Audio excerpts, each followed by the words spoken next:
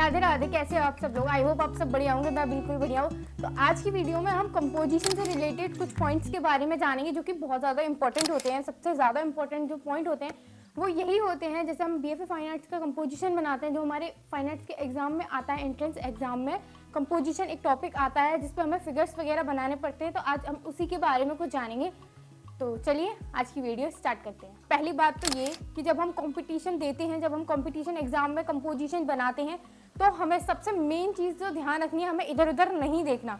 सबसे पहला पॉइंट हमारा यही है कि हमें इधर उधर नहीं देखना, क्योंकि हमें लगता है कि हमसे ज़्यादा धुरंधर हैं, वो हमसे बहुत अच्छा बना रहे हैं, हमारा ध्यान भटक जाता है, हम लोग इधर उधर देखने लग जाते हैं, जिसकी वजह से हमारा वर्क खराब हो जाता है। हमें लगता है उनका वर्क हमसे ज़्यादा अच्छा आ रहा है, हमारा ध्यान हम इधर उधर देखने लग जाते हैं और हम सबका वर्क देखते हैं कि भाई इसका वर्क हमसे अच्छा है, इसका वर्क हमसे अच्छा है। ऐसा नहीं होता, आपका वर्क अच्छा होता है, लेकिन आप बाद में इधर उधर देख के ना अपना वर्क खुद ही खराब कर लेते हो।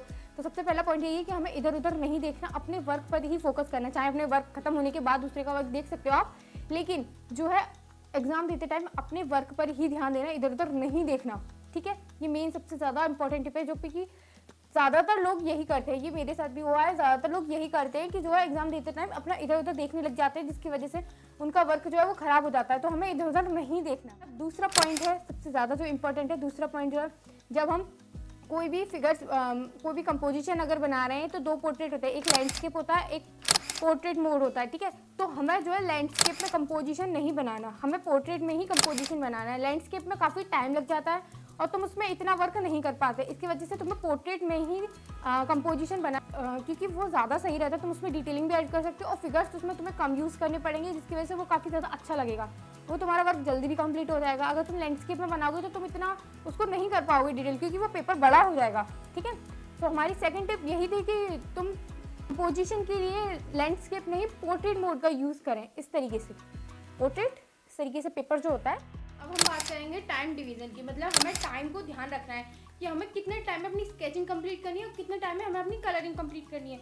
हमें स्केचिंग को ज़्यादा टाइम नहीं देना, हमें कलरिंग को ज़्यादा टाइम देना है, क्योंकि जब हम अपना वर्क कंप्लीट करते हैं तो एग्जामिनर को ऐसा ना हो कि हम गीली सीट दे दें, क्योंकि वाटर कलर सूखने में टाइम लगता है, जिसकी वजह से क्या है, हमारी जो सीट है वो गीली, जो हमारी शीट है वो गीली रहेगी और जो हमारा वर्क जब हम एग्जामिनर को देंगे तो वो ख़राब हो सकता है। तो इस वजह से हमें टाइम मैनेजमेंट का ध्यान रखना है कि हमें टाइम को डिवाइड कर लेना है कि हमें इतने टाइम में अपनी स्केचिंग कंप्लीट करनी है और इतना टाइम हमें वाटर कलर के लिए देना है, ताकि जो हमारा वर्क है वो जल्दी कंप्लीट हो जाए और ख़राब ना हो। बात करते हैं अपने फोर्थ पॉइंट पे, जो कि है वाटर का कम यूज़ करना है। जब हम अपना कंपोजिशन बनाते हैं तो हमें वाटर का ज़्यादा यूज़ नहीं करना। अगर हम वाटर का ज़्यादा यूज़ कर लेंगे तो हम जो अपना वर्क जल्दी कंप्लीट नहीं कर पाएंगे, उसको सूखने में टाइम लगेगा। और अगर हम वाटर का ज़्यादा यूज़ करते हैं तो हमें अपने उस पर वर्क में लेयर टू लेयर डालना पड़ेगा और वाटर सूखने में टाइम लगता है, तो हमारे पास इतना टाइम नहीं होगा कि हम जो लेयर वाइज लेयर इतना ज़्यादा काम कर पाएँ। हमें 2 लेयर में अपना काम खत्म कर देना है, ताकि हमें थर्ड, मतलब अगर फर्स्ट लेयर डाल रहे हैं तो फर्स्ट की जगह वो सेकंड लेयर होनी चाहिए। हमें उसमें ज़्यादा वाटर यूज़ नहीं करना,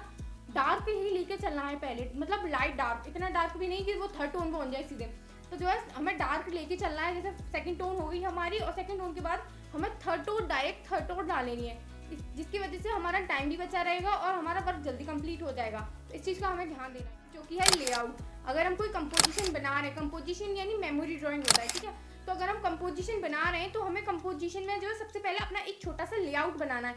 ये एक मेमोरी ड्राइंग होती है, जो कि हमारे अगर स्टिल लाइफ की बात करें तो वो सामने रखी हुई होती है, तो हमें कोई ज़रूरत नहीं होती उसको मेमोरी ड्राइंग से बनाने की, मतलब माइंड से बनाने की। लेकिन जो है मेमोरी ड्राइंग होती है वो हमें अपने माइंड से बनानी पड़ती है, अपने माइंड में फिगर वगैरह सोचने पड़ते हैं, कंपोजिशन सोचना पड़ता है कि जो टॉपिक आया है उस टॉपिक से रिलेटेड हम इसे क्या बनाए। और पता है उस टाइम क्या होता है, हम अगर कितनी भी प्रैक्टिस कर जाएं अपनी, हमारे माइंड में उस टाइम इसे नहीं आता कि हम क्या बनाएं, माइंड में बिल्कुल भी नहीं आता, एकदम ब्लैंक हो जाता माइंड कि हमें क्या बनाना है। तो हमें उस चीज़ का ध्यान रखना है कि हमें बनाने से पहले जो हमारे टॉपिक्स मिले हुए हैं, 3-4 टॉपिक्स मिले हुए होते हैं, उन टॉपिक्स पे ध्यान देना है। जो हमने चूज़ किया है कि ये वाला टॉपिक हमें बनाना है, तो उसका एक छोटा सा लेआउट बना लेना है। पहले लेआउट बना लीजिए आप कि हाँ हमें यहाँ ये चीज़ बनाना है इस तरीके से। अगर कोई मार्केट सीन आया है तो मार्केट सीन का कि यहाँ इतने फिगर आएगा, ये आएगा, वो आएगा, उस चीज़ का हमें ध्यान देना है। और एक लेआउट बनाने के बाद फिर हमें अपना आगे का वर्क स्टार्ट करना है। ठीक है, फिर भी अगर हम कोई भी चीज़ बनाते हैं तो वो हमारे सामने होता है, लेकिन फिर भी हम उसका छोटा सा एक लेआउट ज़रूर बना लेते हैं, ताकि हमें मेजरमेंट हो जाए कि हमारा इतने में इतना आ रहा है। तो हमें उसी का कंपोजिशन का भी उसी तरीके से लेआउट बना लेना है, ताकि जिससे हमारा टाइम भी बचे और हम अच्छी तरीके से कंपोज कर पाएँ उस चीज़। हम बात करते हैं फिगर्स की। हमें फिगर्स की ज़्यादा से ज़्यादा प्रैक्टिस करनी है। हमें फिगर्स सीधे नहीं रखने, हमें फिगर्स मतलब मूवमेंट करते हुए कुछ ना कुछ काम करते हुए हमें फिगर्स की प्रैक्टिस करती रहना है। और ज़्यादा फिगर्स की हमें प्रैक्टिस नहीं करनी, हमें 1-2 फिगर्स की अगर हम प्रैक्टिस कर लेंगे तो उन्हीं फिगर्स को हम किसी ना किसी कंपोजिशन में जाके ऐड कर देंगे। तो ज़्यादा फिगर्स की हमें प्रैक्टिस नहीं करनी। और कंपोजिशंस की अगर बात करें तो हमें ज़्यादा कंपोजिशंस के टॉपिक्स पे भी इतना ध्यान नहीं देना।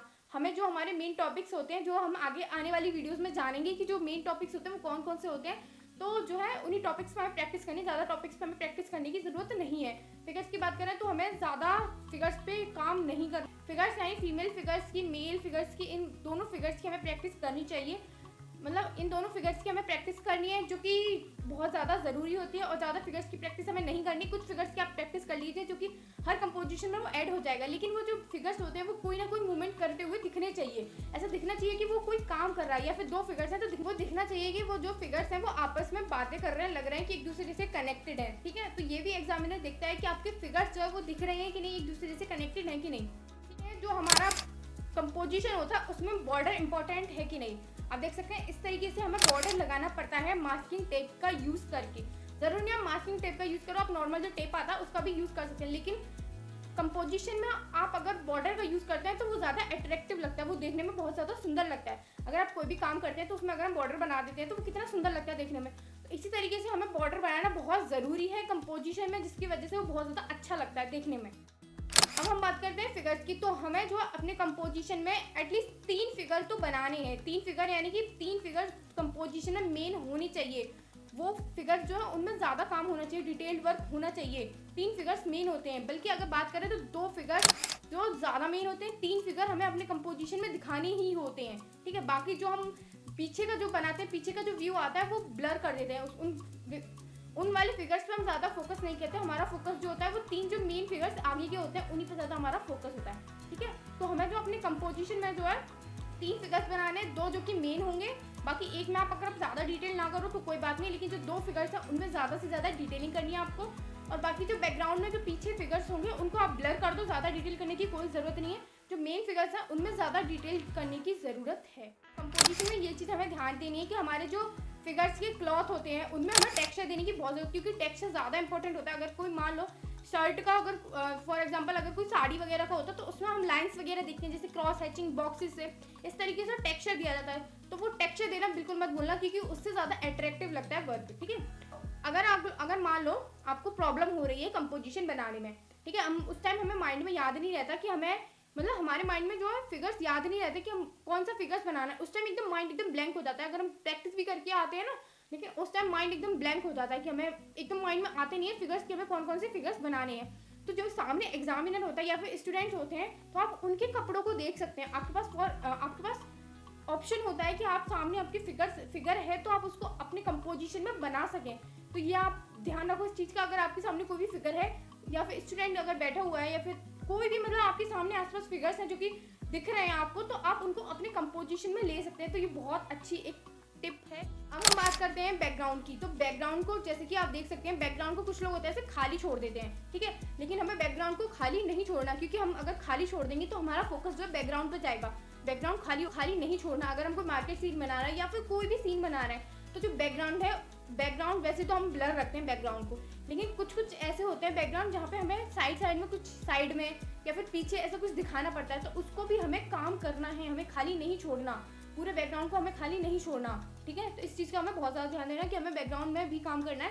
ज़्यादा काम नहीं करना, लेकिन काम करना है बैकग्राउंड में, एकदम प्लेन नहीं दिखना चाहिए। कहते हैं टोन की, तो हमें जो अपने वर्क में टोन दिखाना है, यानी लाइट टू डार्क हमें अपने वर्क में टोन दिखाना है। अगर हम उसमें शेडो का यूज़ करते हैं तो शेडो के लिए हमें कोई भी डार्क या फिर डल कलर का यूज़ नहीं करना, हमें हल्का वॉयलेट कलर का यूज़ करना है शेडो दिखाने के लिए, जिससे वो थोड़ा शेडो ज़्यादा अट्रैक्टिव लगते हैं, ठीक है। और हमें लाइट टू डार्क अपने काम में ध्यान देना है। हमें जो है उसमें डेप्थ दिखानी है, तो हमें बहुत सारी चीज़ें उसमें दिखानी पड़ती हैं कलरिंग में, ठीक है। तो हमें इस चीज़ का ध्यान देना है कि हमें टोन दिखाना ज़रूरी है अपने वर्क में। एग्जाम में जो अच्छी शीट नहीं मिलती, बहुत कम बेकार क्वालिटी वाली, मतलब इतनी भी बेकार नहीं होती, लेकिन जो है कार्ट्रिज शीट मिलती है, जो नॉर्मल कार्ट्रिज शीट होती है, तो उसी के हिसाब से आपको वाटर ज़्यादा यूज़ नहीं करना, क्योंकि वो वाटर को ज़्यादा ऑब्जर्व नहीं कर पाती। वो नॉर्मल वाली कार्ट्रिज शीट होती है जो कि वाटर को ज़्यादा ऑब्जर्व नहीं कर पाती, तो वो ज़्यादा अच्छी क्वालिटी की भी नहीं होती। तो आपको उस चीज़ का ध्यान देना है कि क्वालिटी के ऊपर जो है ध्यान देना है कि वो ज़्यादा अच्छी नहीं होती, तो हमें वाटर का ज़्यादा अप्लाई उसको नहीं करना, वाटर को उसका ज़्यादा ऊपर काम नहीं करना, जिसकी वजह से वो ख़राब हो जाती है। हम ज़्यादा यूज़ कर लेते हैं,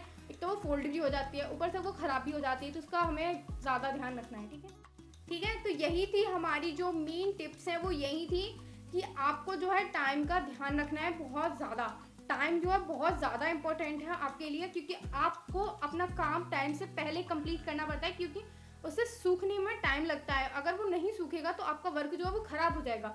एग्जामिनर तो ऐसे ही ले लेते हैं गीला, आपका वर्क अगर ख़राब हो जाए तो हो जाए, उन्हें कोई फिक्र नहीं होती, लेकिन वो गीला ही ले लेते हैं। तो उस चीज़ का आपको ध्यान रखना है कि आपको टाइम से पहले अपना काम कंप्लीट करना है, ताकि आप उसको अच्छी सीट दे सको। ठीक है, तो गाइज यही थी आज की वीडियो। आई होप आपको ये वीडियो पसंद आई होगी। पसंद आई तो लाइक कर देना, चैनल पर सब्सक्राइब कर देना, और जो है अगर आपको कोई भी और इन्फॉर्मेशन चाहिए इससे रिलेटेड तो आप मुझे कमेंट करके बता सकते हैं।